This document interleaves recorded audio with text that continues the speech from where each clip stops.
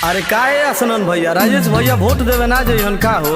अरे वहाँ सब के तो पहले से चल चुकल बनी जी, मतदान पे एकदम वोट दे के आ रहल हो।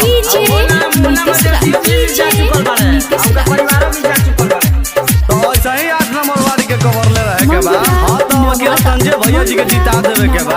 हाँ वकील संजय भैया जी के विजयी बना देवे के बा। केने बाड़ी चाचा चाची, केने बाड़ी बाबा जी, देखी ना रतंजय भैया आइलु बाड़ रौरी दुअरिया।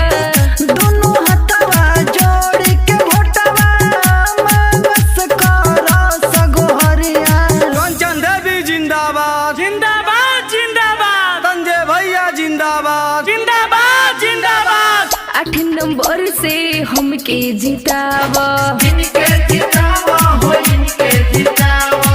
अब नवाड के भाग चमकावा।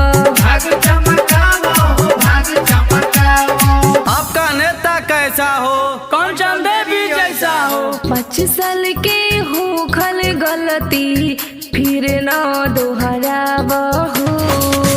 अपना कंचन देवी के अब की जीतावा हो। सरस्वती स्टूडियो बिहिया बिहिया।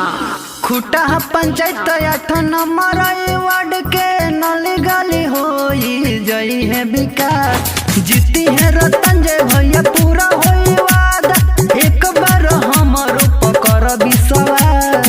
कंचन देवी जिंदाबाद जिंदाबाद जिंदाबाद, संजय भैया जिंदाबाद जिंदाबाद जिंदाबाद। अब न देर लगावो हो, रतंजय भैया के जितावो